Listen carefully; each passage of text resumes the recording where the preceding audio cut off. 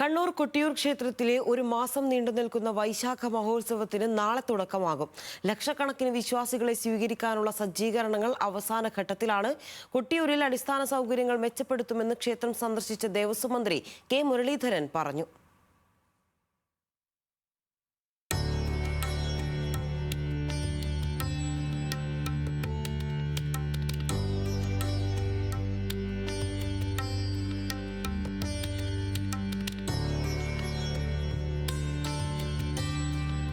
നീരെഴുന്നള്ളത്ത് കഴിഞ്ഞു.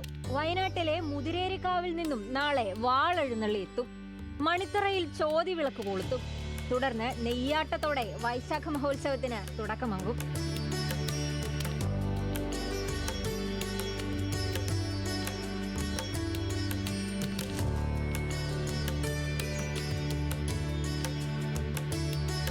ദക്ഷയാഗം നടന്ന സ്ഥലമെന്നതാണ് കൊട്ടിയൂർ അമ്പലത്തിലെ വിശ്വാസം. ആചാരങ്ങളിലെ വൈവിധ്യം കൊണ്ടുകൂടി ശ്രദ്ധേയമായ ക്ഷേത്രം ദക്ഷിണകാശി എന്നറിയപ്പെടുന്നു. നെയ്യാട്ടം, ഇളനീരാട്ടം, ആലിംഗന പുഷ്പാഞ്ജലി തുടങ്ങി ഭക്തി നിർഭരമായ നിരവധി ചടങ്ങുകൾ കൊട്ടിയൂരിൽ കാണാം. വിവിധ ചടങ്ങുകൾ ചെയ്യാൻ ചുമതലപ്പെട്ട ആളുകൾ കയ്യാല എന്നറിയപ്പെടുന്ന ഓലപ്പുരകളിൽ താമസിക്കുന്നതും വ്യത്യസ്തതയാണ്. ഏറെ പ്രസിദ്ധമായ ഓടപ്പൂ കൊട്ടിയൂരിന്റെ മറ്റൊരു സവിശേഷതയാണ്.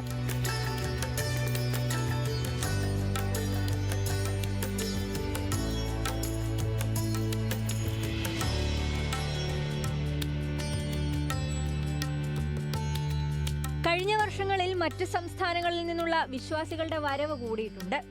ഇതുകൂടി പരിഗണിച്ച് വിപുലമായ മുന്നൊരുക്കങ്ങളാണ് ഇത്തവണയും വൈശാഖ മഹോത്സവത്തിനായി കൊട്ടിയൂർ ദേവസ്വം നടത്തിയത്. ഒരുക്കങ്ങൾ വിലയിരുത്താൻ ദേവസ്വം മന്ത്രി കൊട്ടിയൂരിലെത്തി. വിവിധ വകുപ്പുകളെ കോർഡിനേറ്റ് ചെയ്തുകൊണ്ട് ഏറ്റവും നല്ല രീതിയിൽ ഇത്തവണത്തെ ദർശനം പൂർത്തീകരിക്കാൻ ഭക്തജനങ്ങൾക്ക് അവസരം ഉണ്ടാക്കി കൊടുക്കുക എന്നുള്ളതാണ് ലക്ഷ്യം. ഇപ്പോൾ കഴിഞ്ഞ വർഷം ഉദ്ദേശിച്ചതിനേക്കാൾ കൂടുതൽ ഭക്തജനങ്ങളാണ് വന്നെത്തിയത്, പ്രത്യേകിച്ച് കർണാടകത്തിൽ. കഴിഞ്ഞ തവണ പാർക്കിംഗ്, റോഡ്, ശൗചാലയങ്ങൾ തുടങ്ങിയവയുടെ പരിമിതികൾ തീർത്ഥാടകരെ ബാധിച്ചിരുന്നു.